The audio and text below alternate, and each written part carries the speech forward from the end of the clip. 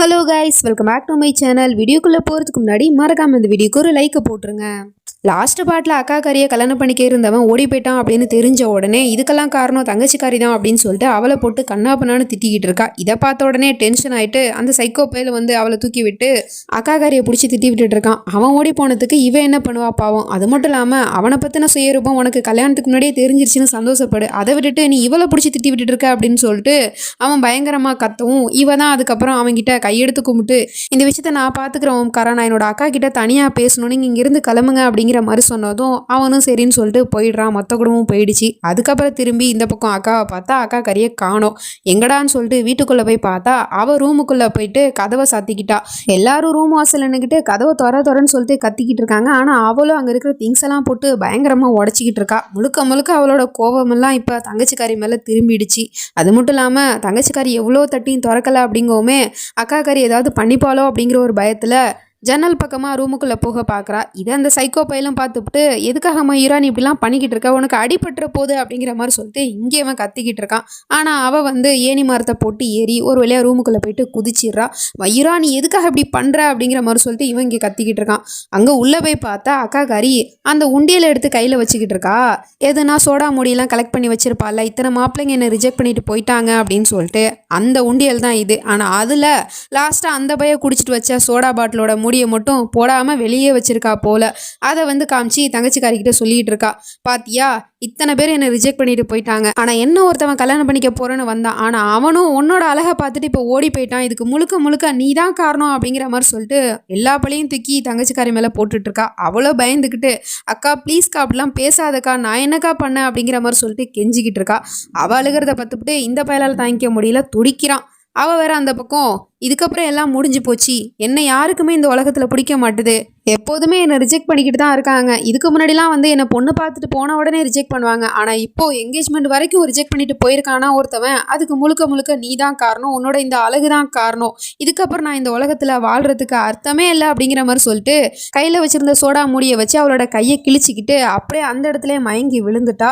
எல்லாம் முடிஞ்சு போச்சு அப்படின்னு சொல்லிக்கிட்டு உடனே இதை பார்த்துக்கிட்டு இவ பதறி அடிச்சுக்கிட்டு அக்கா எழுந்திருக்கா அப்படி இப்படின்னு சொல்லிட்டு இவ கதறிட்டு இருக்கா. ஆனால் அந்த பையன் கேமரால இவளை பார்த்துக்கிட்டு ப்ளீஸ் மயூரா அழுகாத, நீ அழுதானா உன்னோட கண்ணு செவந்து போயிடும், அது உன்னோட அழகை கெடுத்துரும் அப்படிங்கிற மாதிரி சொல்லிவிட்டு இந்த பையன் லூசு மாதிரி புலம்பிட்டு இருக்கான். அதுக்கப்புறம் மொத்த ஃபேமிலியும் கதவை திறந்து விட்டு உள்ளே வர சொல்லி அப்புறமா டாக்டரை வர சொல்லி ட்ரீட்மெண்ட்லாம் பண்ணியாச்சு. ஒரு வழியாக அவளோட உயிரையுமே காப்பாற்றியாச்சு. அதுக்கப்புறமும் தங்கச்சிக்காரி அக்கா கிட்ட பொறுமையாக தான் பேசுகிறா. ஏங்கா அப்படிலாம் பண்ண, ஒரு நிமிஷமாவது யோசிச்சு பாத்தியா, நீ போயிட்டேன்னா நாங்கள்லாம் எவ்வளோ கஷ்டப்படும், நீ கொஞ்சமாவது யோசிச்சு பாத்தியா அப்படிங்கிற மாதிரி கேட்டுட்டு இருக்கா.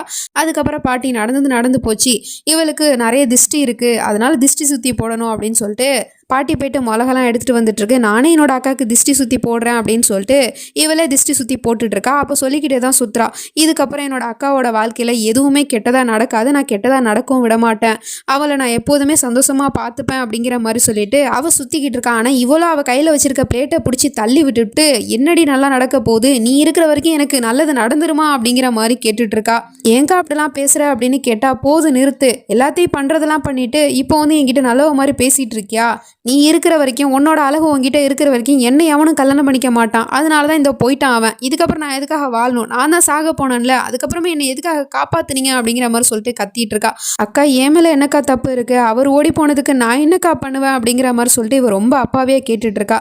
உன் மேலே என்ன தப்பு இருக்கா, நீ அழகா பிறந்ததே தப்பு தாண்டி, நீ அழகா பிறந்ததுனால தான் என்னை ஒவ்வொரு தடவையும் எல்லாருமே ரிஜெக்ட் பண்ணிட்டு போறாங்க, எனக்கு நீ இருக்கிற வரைக்கும் கல்யாணம் நடக்கவே நடக்காது, அதான் உன்னை தேடி ஒரு ராஜகுமாரன் வந்துட்டான்ல, அவனை கல்யாணம் பண்ணிக்கிட்டு சந்தோஷமா இரு, நான் இப்படியே இருக்கிறேன் அப்படிங்கிற மாதிரி சொல்லிவிட்டு கத்திவிட்டு அங்கேருந்து போயிடுறா. இவளுக்கும் ரொம்ப கஷ்டமா இருக்கு. அதே சமயம் இந்த பக்கம் சைக்கோ பையனோட அம்மா ஏதோ ஒரு ரிப்போர்ட்டுக்காக வெயிட் பண்ணிக்கிட்டு இருக்காங்க. சொன்னாப்புல அந்த ரிப்போர்ட்டுமே வந்துருச்சு, மெடிக்கல் ரிப்போர்ட் தான் போல. அதை பொத்துனாப்புல வேலைக்காரவங்கிட்டேருந்து வாங்கிட்டு போயிட்டு லாக்கரில் வச்சு போட்டு பூட்டிக்கிட்டே இருக்கு. ரிப்போர்ட்டை எதுக்காக இவ்வளோ சேஃபாக பூட்டி வைக்கணும் அப்படிங்கிறது தெரியல. அப்படியே அங்கே சீனை கட் பண்ணால் இப்போ கொஞ்ச நேரம் கழிச்சு இந்த பையன் கல்யாணத்துக்காக ஒரு டைல்ஸ் ரெடி பண்ணியிருப்பான் போல. மயூரா பேரும் இவன் பேரும் போட்டு இன்விடேஷன் கார்டு எப்படி இருக்குமோ அதே மாதிரி டைல்ஸில் கல்வெட்டு மாதிரி செதுக்கி வச்சிருக்கான். அதை பார்த்துட்டு நாளைக்கே எனக்கும் மயிராக்கும் கல்யாணம் அப்படிங்கிற மாதிரி சொல்லிவிட்டு இவன் சந்தோஷப்பட்டுட்டு இருக்கும் போதே பார்த்தா அப்போ நம்ம மயிரா அப்பாவை அழைச்சிக்கிட்டு வந்துட்டு இந்த கல்யாணம் நடக்காது அப்படிங்கிற மாதிரி சொல்லிட்டு இருக்கா. இதை கேட்டோடனே இவனுக்கு பயங்கரமான ஷாக்காக இருக்குது. அம்மாவும் கேட்குறாங்க ஏன் நடக்காது அப்படின்னு சொல்லிட்டு. அப்போ அவளும் சொல்கிறா என்னோட அக்காவோட கல்யாணம் நின்று போச்சு அப்படிங்கும் போது நான் மட்டும் எப்படி கல்யாணம் பண்ணிக்கிட்டு சந்தோஷமாக இருக்க முடியும். அது மட்டும் இல்லாமல் என் அக்காவை விட்டுட்டு மாமா எங்கேஜ்மெண்ட் அன்னைக்கு ஓடி போனதுனால அவள் மனசுடைஞ்சு போயிட்டு சூசைட் அட்டன் பண்ணிக்கிட்டா. அப்படி இருக்கும்போது அவள் கஷ்டத்தில் இருக்கும்போது நான் மட்டும் எப்படி சந்தோஷமாக கல்யாணம் பண்ணிக்க முடியும். அதனால தான் நான் சொல்கிறேன் கண்டிப்பாக நான் இந்த கல்யாணத்தை பண்ணிப்பேன். ஆனால் இப்போ வேணாம். என்னைக்கு என் அக்காவுக்கு ஒரு நல்ல சம்மந்தம் கிடச்சி அவள் கல்யாணம் பண்ணிக்கிட்டு புகுந்த வீட்டுக்கு போகிறாளோ அதுக்கப்புறமா தான் நான் உங்களை கல்யாணம் பண்ணிப்பேன். இதுதான் என்னோட முடிவு அப்படிங்கிற மாதிரி சொல்லிடுறா. அதுக்கு அந்த பயலுக்கு பயங்கரமான கோவம் வருது. அப்படியே அமைதியாக நின்றுட்டு இருக்கான். எதுவுமே பேச மாட்டேங்கிறான். ஓம்காரா நான் உங்ககிட்ட தான் சொல்லிட்டு இருக்கேன் ஏதாவது பேசுங்க பதில் பேசுங்க அப்படின்னு சொன்னா அதுக்கு அவன் எதுவுமே சொல்லாமல் அங்கே இருந்து போயிடுறான். இருந்தாலும் இதுதான் என்னோட முடிவு அப்படிங்கிற மாதிரி சொல்லிவிட்டு இவளும் அங்கேருந்து அழுதுகிட்டே வந்துடுறா. அதுக்கப்புறம் அந்த பையன் வெளியில் போயிட்டு கார்டனில் அங்கே இருக்கிற திங்ஸ் எல்லாம் போட்டு உடச்சிக்கிட்டு இருக்கான். அதெல்லாமல் கையில் வச்சுருந்தான் இல்லையா டைல்ஸு, அதை தூக்கி போடுறான். கரெக்டாக தம்பிக்காரனோட கழுத்தை சீவி இருக்கும். நல்ல வேளை அவன் கீழே குனிஞ்சிட்டான். அதுக்கப்புறம் அவன் பயங்கரமாக கத்துறதை பார்த்துவிட்டு அம்மா இங்கே ஓடி வந்துடுறாங்க. போடா நான் என்னோட பிள்ளைகிட்ட கொஞ்சம் தனியாக பேசணும் அப்படிங்கிற மாதிரி சொன்னதும் அவன் அங்கேருந்து போயிடுறான். பட் எதுக்காக இவர் இவ்வளோ கோவப்படுறாரு அப்படிங்கிற மாதிரி யோசிச்சே தான் அங்கேருந்து போயிட்டு இருக்கான். அதுக்கப்புறம் இவங்களும் போயிட்டு பையனை சமாதானப்படுத்திட்டு இருக்காங்க. ஆனால் அந்த பையில சொல்லிடுறான் நாளைக்கு எனக்கும் மயிராக்கும் கல்யாணம் கண்டிப்பாக நடந்தே ஆகணுமா, இந்த கல்யாணம் நடந்தே ஆகணும் கண்டிப்பாக நடக்கணும் அப்படிங்கிற மாதிரி சொல்லிவிட்டு ரொம்ப ஸ்ட்ரிக்டாக சொல்லிக்கிட்டு இருக்கான். அம்மாவும் சமாதானப்படுத்துகிறாங்க கண்டிப்பாக நடக்கும்ப்பா, கண்டிப்பாக உனக்கும் மயிராக்கும் நாளைக்கு கல்யாணம் நடக்கும். ஆனால் நீ கொஞ்சம் பொறுமையாக இருப்பா, அம்மா எல்லாத்தையும் சரி பண்ணுவேன் ப்ராமிஸ் அப்படிங்கிற மாதிரி சொல்லிவிட்டு அவனை சமாதானம் பண்ணி வைக்கிறாங்க. நம்ம ஹீரோயினி தான் கல்யாணத்தை நிறுத்திட்டா இல்லையா, அங்கேருந்து வந்து பார்க்குறா அக்கா கறி பெட்டில் படுத்துருக்கா. உடனே இவ அவளை கட்டி பிடிச்சிக்கிட்டு கல்யாணம் நடக்காதுக்கா, என்னோட கல்யாணத்தை நான் கேன்சல் பண்ணிட்டு வந்துட்டேன் அப்படிங்கிற மாதிரி சொல்லிட்டு அழுதுகிட்டே அக்காவை சமாதானப்படுத்திக்கிட்டு இருக்கா. அவளோட அந்த ஒரு சொட்டு கண்ணீர் விட்டதுக்கு அப்புறமும் கூட இவளோட மனசு இறங்கி வர மாதிரி தெரியல. ஏன்னா அவள் அழுகிறத பார்த்துக்கிட்டு வில்லத்தனமாக சிரிச்சுக்கிட்டு இருக்கா.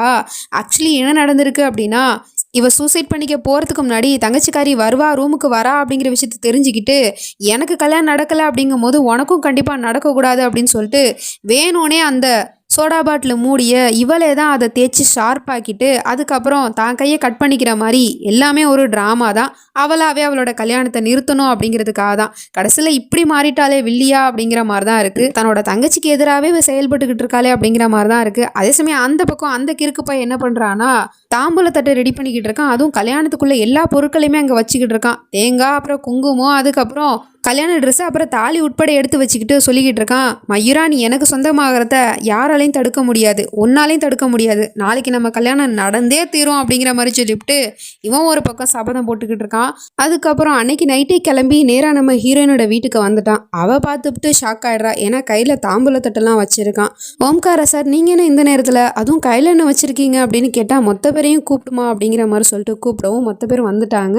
அந்த தாம்பூல தட்டை ஓப்பன் பண்ணி பார்த்தா அதில் ஃபுல்லாகவே கல்யாணத்துக்கான திங்ஸ் தான் இருக்குது. ஸோ அதை பார்த்துட்டு அவங்களுக்கு ஒன்றும் புரியல. அப்போ இவனும் சொல்லிக்கிட்டு இருக்கான் நான் இங்கே ஒரு நல்ல விஷயத்துக்காக தான் வந்திருக்கேன், அதை கேட்ட உடனே நீங்கள் எல்லோரும் ரொம்ப சந்தோஷப்படுவீங்க, ஏன்னா அது மேகா சம்மந்தப்பட்ட விஷயம் அப்படிங்கிற மாதிரி சொல்லிட்டு இருக்கான். அது மட்டும் இல்லாமல் நாளைக்கு குறிச்ச தேதியில் கல்யாணம் நடக்கும். உங்கள் வீட்டில் இருக்கிற ஒரு பொண்ணுக்கு இல்லை 2 பொண்ணுக்கும் கல்யாணம் நடக்கும். அதுவும் 2 பொண்ணுமே கல்யாணம் பண்ணிக்கிட்டு எங்கள் வீட்டுக்கு தான் மருமகளாக வரப்போகிறாங்க அப்படிங்கிற மாதிரி சொல்லிட்டு இருக்கான். இதை கேட்ட உடனே அங்கே இருக்கிற எல்லாருக்குமே பயங்கரமான ஷாக்காக இருக்குது. என்ன தம்பி சொல்கிறீங்க அப்படிங்கிற மாதிரி சொல்லிட்டு பார்த்துட்டு இருக்காங்க. ஸோ இவன் மைண்டில் என்ன இருக்குது, யாரை மனசில் வச்சுக்கிட்டு இங்கே சம்மந்தம் பேச வந்திருக்கான் அப்படிங்கிற விஷயத்தெல்லாம் தெரிஞ்சுக்கணும் அப்படின்னா வெயிட் பண்ணி தான் பார்க்கணும். நெக்ஸ்ட் நினச்சி நம்ம அடுத்த பாட்டில் பார்த்து தெரிஞ்சுப்போம். அது வரைக்கும் பை ஃப்ரெண்ட்ஸ்.